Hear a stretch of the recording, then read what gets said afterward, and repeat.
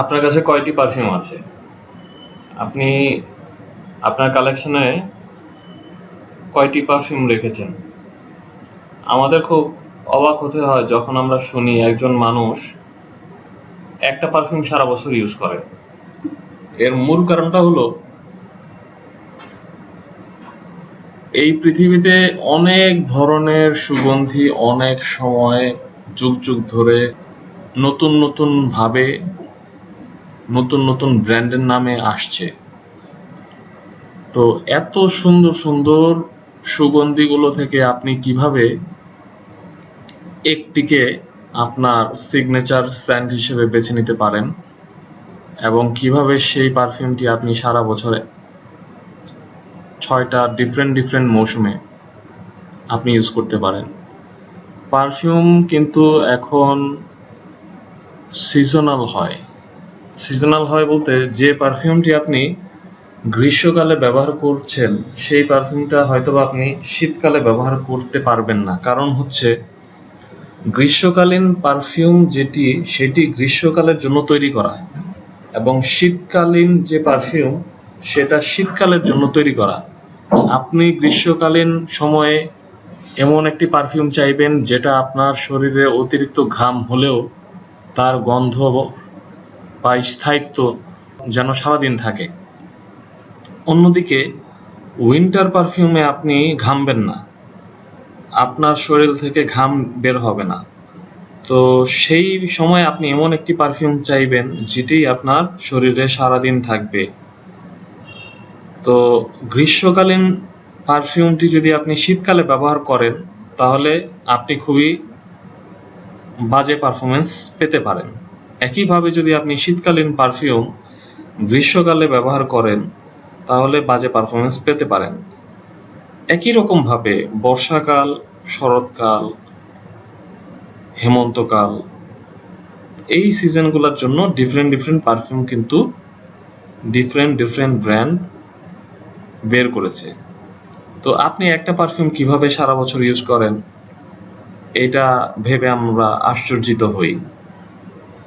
আরেকটা যদি সাধারণ উদাহরণ দিয়ে বুঝাই তাহলে হয়তোবা আরেকটু ব্যাপারটা ক্লিয়ার হবে।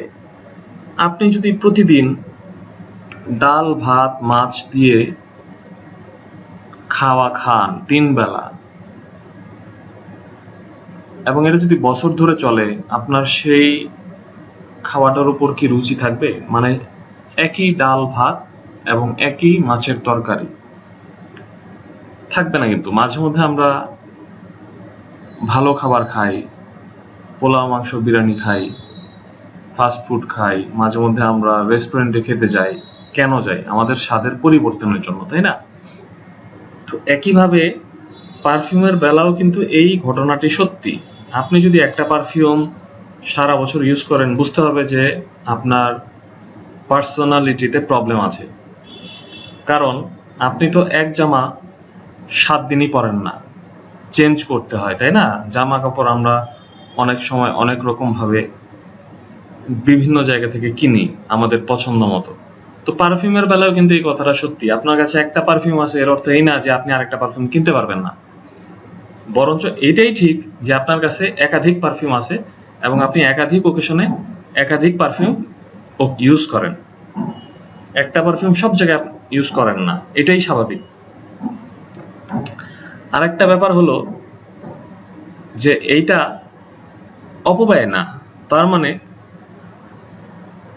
পারফিউমের লনজিভিটি যেটা আয়ুষ্কাল সেটা কিন্তু 3 থেকে 5 বছর পর্যন্ত লাস্টিং করে, মানে কিছুই হবে না। আপনার কাছে যদি 7টা পারফিউম থাকে, আপনি যদি সেটা 3 বছরের মধ্যে শেষ করেন তাহলে কোনো সমস্যা নাই। তো আপনি প্রতিদিন একটা করে নতুন পারফিউম ব্যবহার করতে পারেন। 7 দিন, সপ্তাহে 7 দিন 7টা ডিফারেন্ট পারফিউম আপনি ব্যবহার করতে পারেন।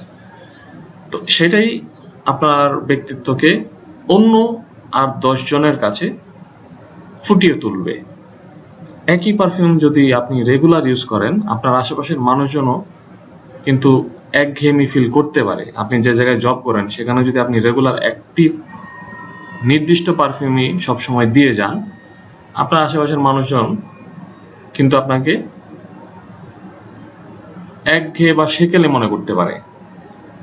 তো এই কারণে আপনার যদি সামর্থ্য থাকে, আমি বলবো আপনার কাছে মিনিমাম 7টি পারফিউম থাকা দরকার। মিনিমাম। ম্যাক্সিমাম আপনার কাছে কতগুলা থাকবে সেটা আপনার আর্থিক অবস্থার উপর ডিপেন্ড করতেছে। কারো কারো কাছে 300 বোতলও আমি পেয়েছি, যাদের কালেকশনে 300 বোতল পারফিউম আছে।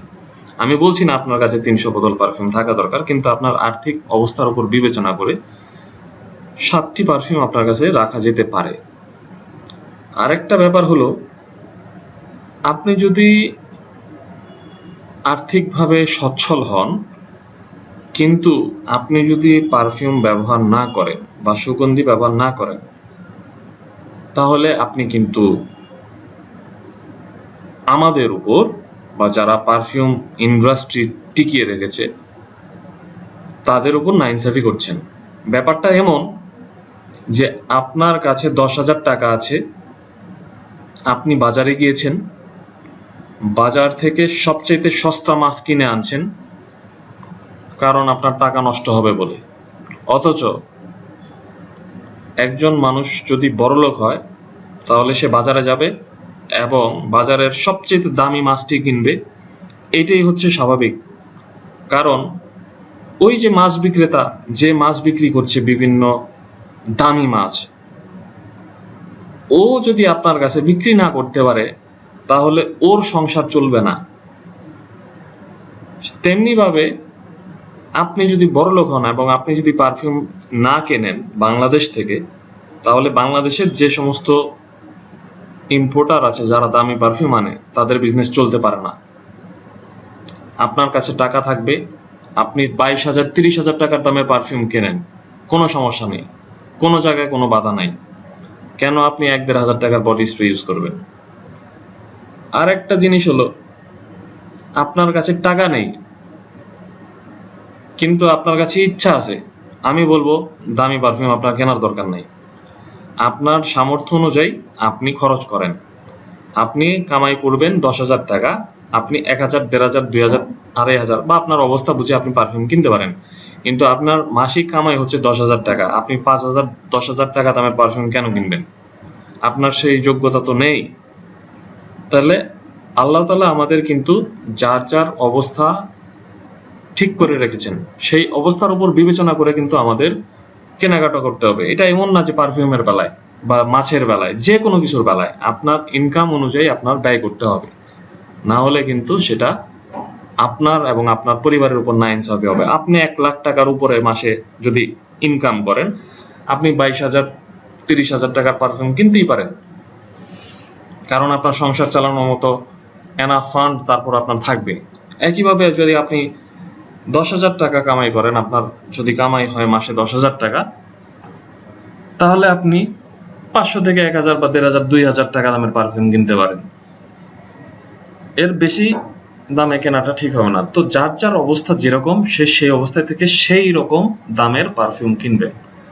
বড়লোক হলে বাজারে যাবেন, সবচেয়ে দামি মাছটি কিনবেন, কোনো সমস্যা নাই। একটা জায়গায় স্যুট কিনতে গেলেন, কমপ্লিট স্যুট বানাবেন, বাংলাদেশের সবচেয়ে দামি স্যুট কার কাছে আছে সেটা কিনেন, কোনো সমস্যা নেই।